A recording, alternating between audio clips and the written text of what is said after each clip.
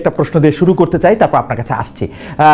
সাজাদ ভাই, আপনি আপনি আপনি আপনি চট্টগ্রাম সিটি কর্পোরেশনের মেয়র হয়েছেন। চট্টগ্রাম সিটি কর্পোরেশনের মেয়র পদে আপনাকে আমার আসলে ব্যক্তিগতভাবে অভিনন্দন জানানো হয়নি, কিন্তু আসলে অভিনন্দন জানানোর সুযোগটা আমি আসলে নিলাম। কিন্তু আপনি জানেন যে চট্টগ্রাম সিটি কর্পোরেশনে যেটা অন্যদের জন্য খুব বেশি করে সম্ভব হয়নি, সেটা আপনার ক্ষেত্রে সম্ভব হয়েছে।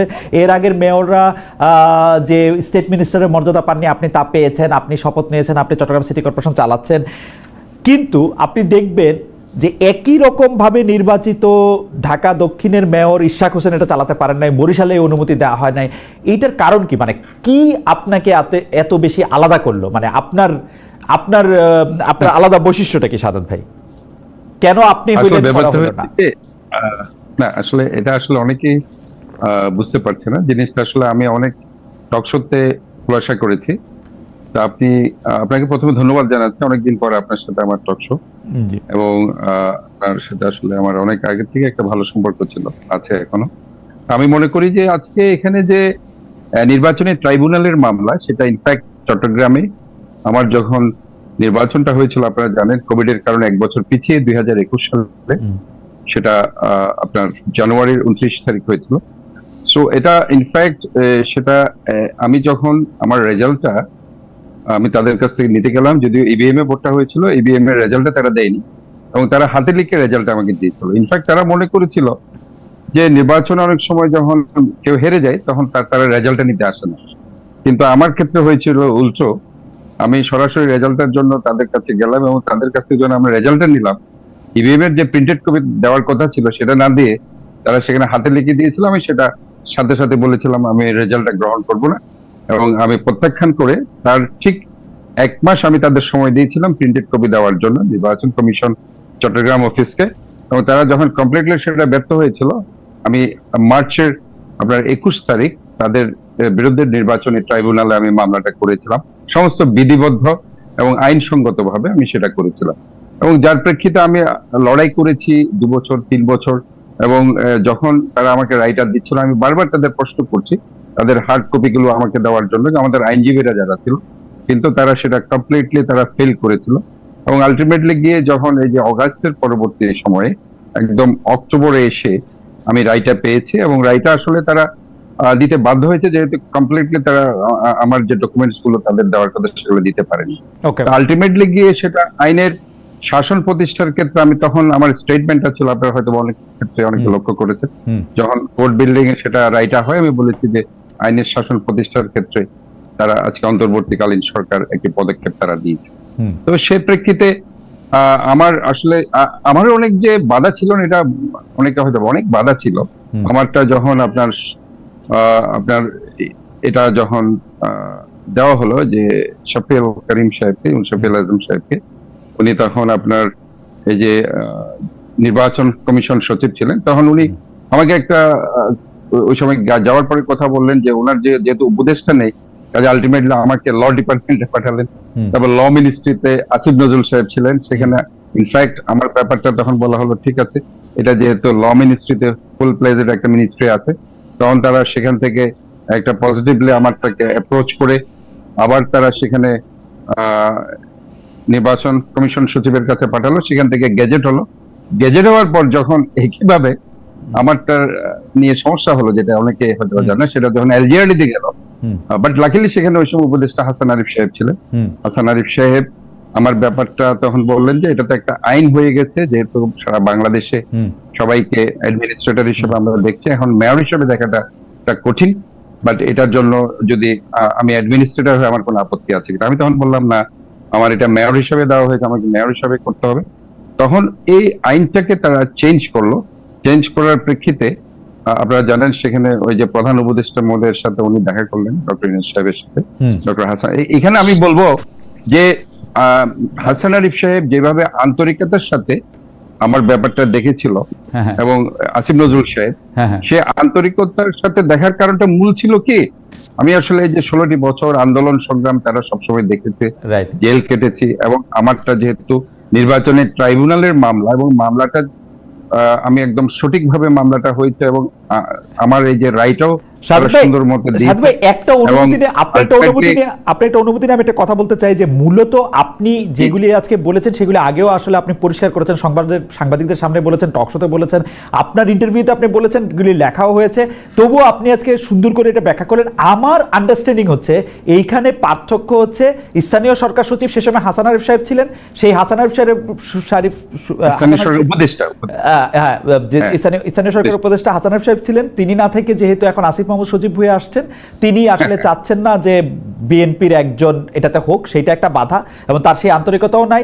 আরেকটা ব্যাপার হচ্ছে যে আপনাকে যেহেতু আপনি নির্বাচন করেছিলেন দলের একরকম, অমতে কেউ কেউ বলছেন যে বিএনপি যেহেতু সেই সময় আপনাকে বলেছিল যে দলে থাকার দরকার না, আপনি বিএনপি থেকে বের হয়ে অ্যাকশন করেছিলেন, সেইটাও একটা কারণ হতে পারে। ব্যাপারটা কি এরকম? না না, এটা না। আমাকে কিন্তু শুনেন, আমি যখন শপথ নেওয়ার আগে আমার ভারপ্রাপ্ত চেয়ারম্যান তারেক রহমানের সাথে আমি দেখা করেছি, আমাদের নেত্রী খালেদা জিয়ার বাসায় গিয়ে আমি দেখা করেছি, ওনাদেরকে স্পষ্ট বলেছি আমি শপথ নিব কিনা। ওনারা স্পষ্ট বলেছেন যে বিএনপির ক্যান্ডিডেট যেহেতু আপনি ছিলেন, অবশ্যই আপনি শপথ নেবেন এবং যদি মেয়র হিসেবে তাহলে মেয়র হিসেবে আপনি কাজ করে যাবেন। এটা কিন্তু তাদের থেকে পারমিশন নিয়ে আমি কিন্তু শপথটা গ্রহণ করেছি এবং শপথ নেওয়ার ক্ষেত্রে তাহলে কি ডক্টর শাহাদাত আপনার কাছে মনে হয় যে এইখানে বর্তমান যে স্থানীয় সরকার উপদেষ্টা আছেন ডক্টর শাহাদাত, আপনার কাছে যদি জানতে চাই যে উনি কি ইচ্ছা করে এটা আটকে রেখেছেন, মানে এটা কি যেটা আমরা সামনে দেখতে পাচ্ছি এটা কি আপনার এরকম মনে হয়? না, এখানে আপনি একটা সেটা আছে, আরেকটা ব্যাপার হচ্ছে কি, আমার যখন আমি এই রায়টা পেয়েছিলাম তখন দেখুন এখনো কিন্তু প্রায় আরো আমার 9 মাস রয়ে গেছে এবং সেখানে তখন মাত্র 3 বছর 5 থেকে 6 মাস তখন অতিক্রান্ত হয়েছে, আরো 1.5 বছর ছিল তখন।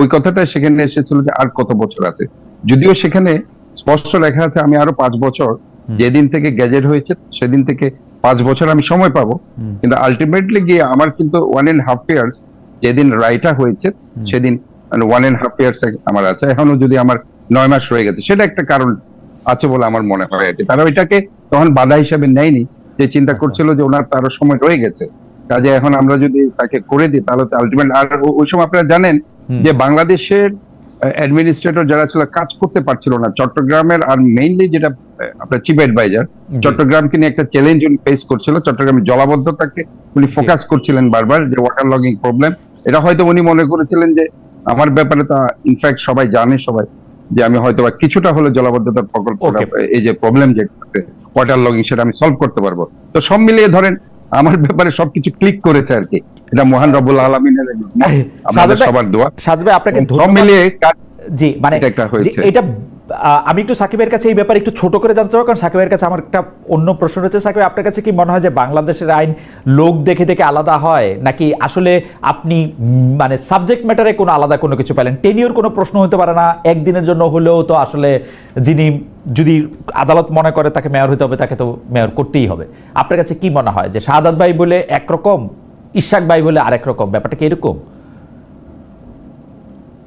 ধন্যবাদ শাহাদাত ভাই সহ আপনাকে সহ যারা দেখছেন সবাইকে শুভেচ্ছা, সালাম, আসসালামু আলাইকুম।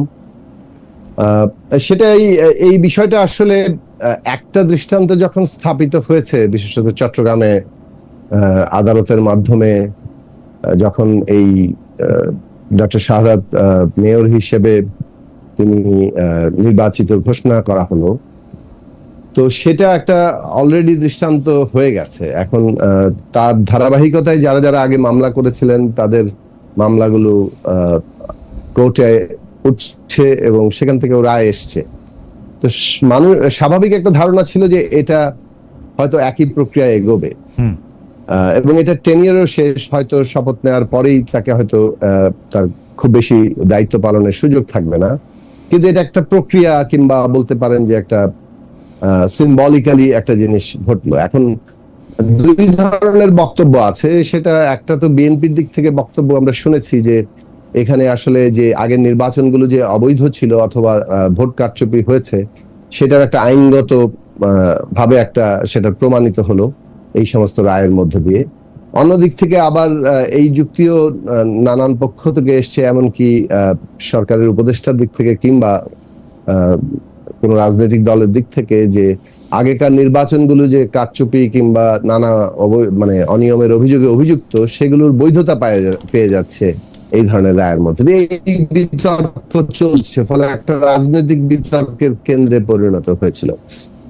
আমরা আসলে যে জায়গা থেকে বারবার মানে আমাদের শুরু থেকেই যে কথাগুলো বলছিলাম, সেটা হচ্ছে যে এক লাইনে বলে ফেলি, যে আমরা বলছিলাম যে আসলে বিচার, সংস্কার এবং নির্বাচন এই তিনটা পরস্পর বিরোধী ব্যাপার নয়, এবং তিনটা একসাথেই চলতে হবে, এবং যত দ্রুত সম্ভব এই তিনটারই রোড ম্যাপ ঘোষণা করা দরকার, সুনির্দিষ্ট রোড ম্যাপ, যাতে করে রাজনৈতিক স্থিতিশীলতা থাকে। এবং দ্বিতীয় যে কথাটা আমরা বলছিলাম সেটা হচ্ছে রাজনৈতিক উত্তরণের ক্ষেত্রে আমাদের পদ্ধতিগত জায়গাটা হওয়া দরকার যে ন্যূনতম জাতীয় ঐকমত্য রক্ষা করা, অর্থাৎ প্রতিযোগিতা প্রতিদ্বন্দ্বিতা থাকবে, কিন্তু সেটা ন্যূনতম জাতীয় ঐকমত্যের অধীন হবে। এর পদ্ধতিগত দিকটা হচ্ছে যে আমাদেরকে কনসেনসাসের উপর দাঁড়াতে হবে, যতটুকু ঐকমত্য হবে সেইটা হবে আমাদের জাতীয় সনদ কিংবা যেটা আমরা সবাই মিলে করছি।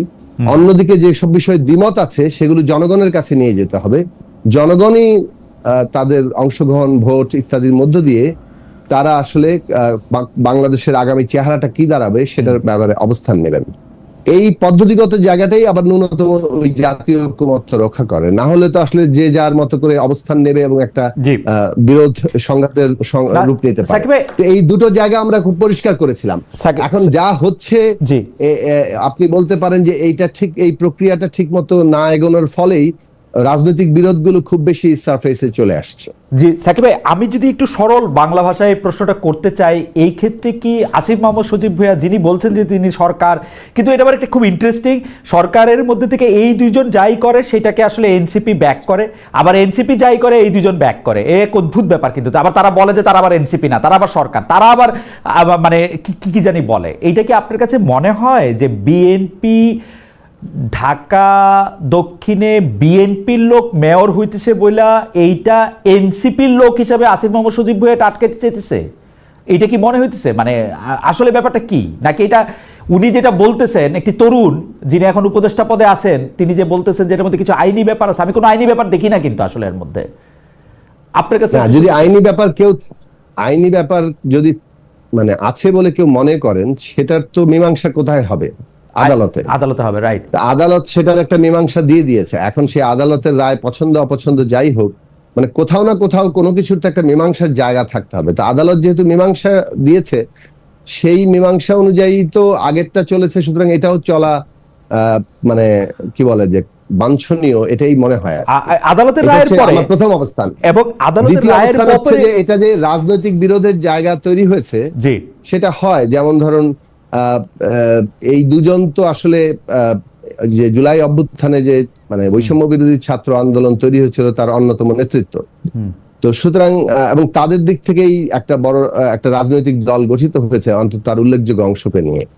কাজেই তাদের যে সংযোগটা আছে, এটা যদি প্রকাশ্যে নাও থাকে আনুষ্ঠানিকভাবে খাতায় কলমে, বাস্তবে এটা আসলে আছে, এটাই সবার কাছে প্রতীয়মান হবে। সেখানে আমাদের দিক থেকে আমরা একটা গুড উইশ, মানে একটা ভালো মানে শুভ ইচ্ছার থেকে আমরা বলেছিলাম আমাদের যে সমস্ত কি বলে যে ভালোবাসা আছে এই তরুণদের প্রতি, যারা একটা রাজনৈতিক দল গঠন করছে, তাদেরকে আমরা আমাদের দিক থেকে যে বিবেচনা এটা বলেছিলাম যে রাজনৈতিক দল গঠনের পরে এটা একটা রাজনৈতিক বিতর্কের জন্ম দিতে পারে যে এনসিপি গঠিত হচ্ছে, কিন্তু এনসিপির সাথেই ঘনিষ্ঠভাবে যুক্ত তাদেরই অন্যতম প্রতিনিধিত্বকারী, যদিও আনুষ্ঠানিকভাবে নেই, তারা সরকারে থাকলে মনে হবে যে এটা সরকার একটা পক্ষের দিকে হেলে পড়ছে। সে কারণে আমরা তাদের বলেছিলাম যে আপনারা পুরো রাজনৈতিক স্রোতে যুক্ত হন, অন্তর্বর্তীকালীন সরকারকে এই বিতর্কের ঊর্ধ্বে রাখেন। এটা আমাদের আপনি বলেছেন, আমরা সবাই এটা খেয়ালও করেছি। আমি আপনার কাছ থেকে একটু জানতে চাইবো যে একটা দাবির ব্যাপারে সাকিব, আপনি খেয়াল করেছেন যে জনাব নাসিরউদ্দিন পাটোয়ারি, যিনি এনসিপির একজন অনেক বড় নেতা, তিনি বলেছেন মানে শিক্ষাঙ্গনকে নষ্ট করেছেন ওয়াহিদুদ্দিন ভাই, অর্থ মন্ত্রণালয়কে নষ্ট করেছেন সালেউদ্দিন ভাই, এবং আইন মন্ত্রণালয়কে নষ্ট করেছেন আসিফ নজরুল ভাই। সুতরাং এদের তিনজনকে পদত্যাগ করতে হবে। মানে আপনার কাছ থেকে এটা জানতে চাইবো যে মানে এই ব্যাপারে আপনার মন্তব্য কি। এবং খুবই মজার ব্যাপার, আমি খুব খুশি হইতাম ওনাদের যদি বলতো যে এই তিনজনকে নিয়োগ দিয়েছেন ইউনুস ভাইকেও পদত্যাগ করতে হবে, কিন্তু সেটা ওনারা বলেন না। মানে আবার ইন্টারেস্টিংলি এটা আমি ডক্টর শাহাদাত হোসেনের কাছে জানতে চাইবো যে ইউনুস সাহেব আজকে বলেছেন যে পত্রিকার খবরে প্রকাশ ওদেরকে সংযত হইতে, নাইলে উনি নাকি পদত্যাগ করবেন। একটি পদত্যাগ, এই ব্যাপারটা একটু সাকিব আপনি যদি আমাদেরকে বলেন, একটু সহজ কথায় আমাদের বলেন, তাহলে আমাদের জন্য একটু বুঝতে সুবিধা হয়। আপনি একটু শাহাদাত ভাইকে ওইটা একটু জানাতে পারেন। জি সাকিব ভাই দেখুন, মানে বিষয়টা হচ্ছে যে এরকম অনেকগুলো খবর তো ইতিমধ্যে সোশ্যাল মিডিয়া কিংবা বিভিন্ন মাধ্যমে ছড়িয়ে আছে। জি, যেহেতু আমি ওইটার ভেতরে নাই, আমি তো কোনো এক্সাক্ট তথ্য ভিত্তিক কোনো কথা বলতে পারবো না। তবে ঘটনা চক্রে যে সাকিব ভাই পরিস্থিতি তৈরি হচ্ছে, আপনি একটু মাঝখানে বলে রাখি, আমাদের দর্শকরাও বলতেছেন, আমিও মনে করি আপনি হচ্ছেন এনসিপির একজন মেন্টর, খুবই সুবিধা, মানে খুবই তাদের সমর্থক, আপনি তাদেরকে খুবই প্রোটেক্ট করেন, সেজন্য আপনাকে আমরা আজকে ধরে নিয়ে আসছি, সরি আপনার সাথে আমরা যুক্ত হয়েছি এনসিপির শিক্ষকের কাছে শোনার জন্য যে এনসিপি আসলে কি করতেছে। সিরিয়াসলি এটা দর্শকরা বলছে। আমি মোটেই এনসিপির শিক্ষক কিংবা ইত্যাদি কিছু নই। আমি যে কথাটা বলতে চাই যে বাংলাদেশের তরুণরা রাজনীতিতে আগ্রহী হচ্ছে, রাজনৈতিক দল গঠন করছে, অভ্যুত্থানের মতো এত বড় একটা জায়গাতে তারা জীবন দিয়ে একটা জায়গা সৃষ্টি করেছে। তো এইটাতে এর চাইতে আনন্দদায়ক, এর চাইতে আশাবাদী ঘটনা আর কি হতে পারে? আমরা সবসময় এটা আমার ছাত্র জীবন থেকে আপনি জানেন যে আমরা তরুণদের রাজনীতিতে অংশগ্রহণের ব্যাপারে